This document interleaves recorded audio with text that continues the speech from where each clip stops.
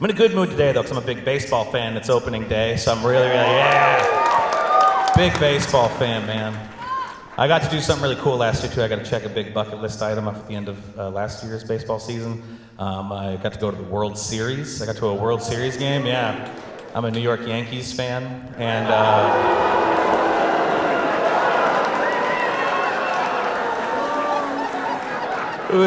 what's the fan base? Who's booing? Red Sox? Oh, okay. Yeah, we haven't thought about you guys in a while.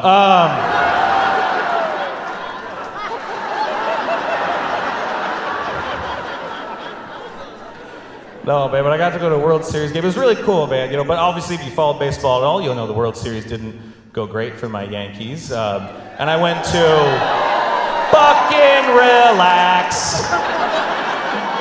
You didn't play.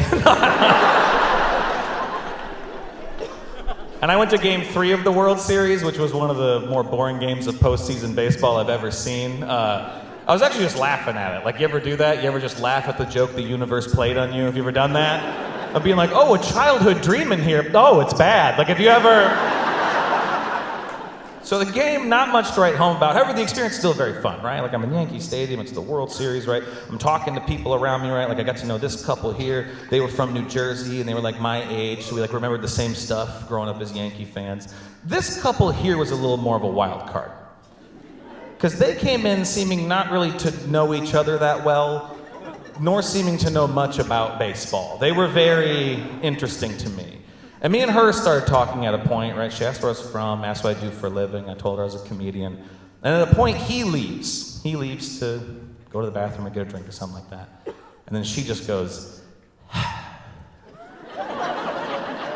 yeah, this is actually our first date.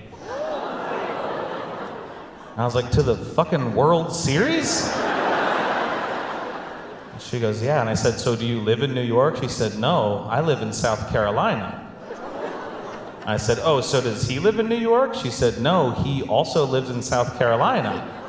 I said, oh, so you guys know each other from South Carolina? And she said, no. And I was like, you better say yes to one of these fucking questions. She said, no, we talked briefly online in South Carolina, and then he flew me up here for this, and we met earlier today. And I said out loud to her face, what the hell are you telling me right now? And then she goes, yeah, and he's already kind of given me the ick. And before she could tell me what he did, he came back. And then she was like, yay! You're back! Now here's the mistake this woman made. Here's the absolute error in judgment this woman made. And that was confiding in me.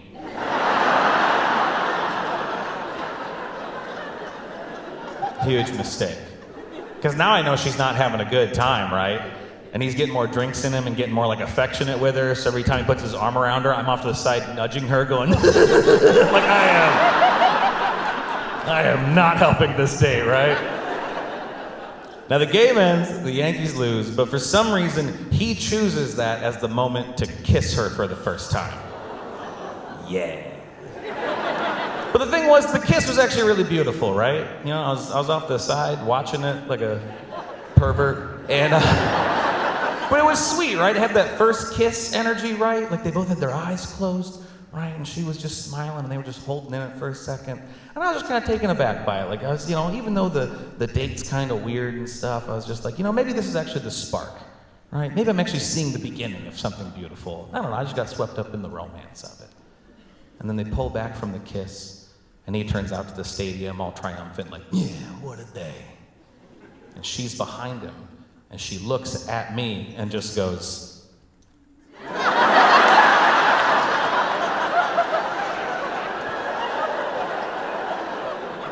a look as if to say, like, what are you gonna do, you know?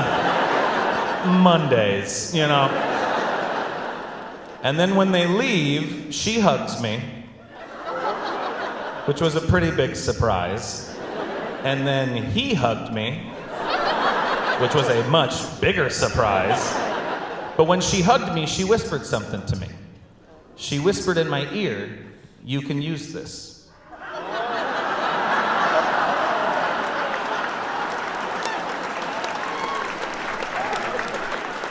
Because she knew I was a comedian, right?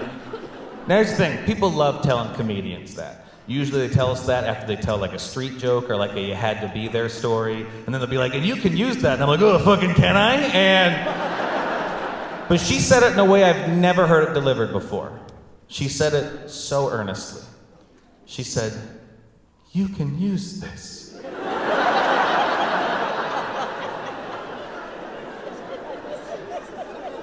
As if to say, tell my story. The people must know what happened on this day. Providence, you guys have been an absolute blast. Thank you so much. My name's Logan Nielsen. Enjoy the rest of your night.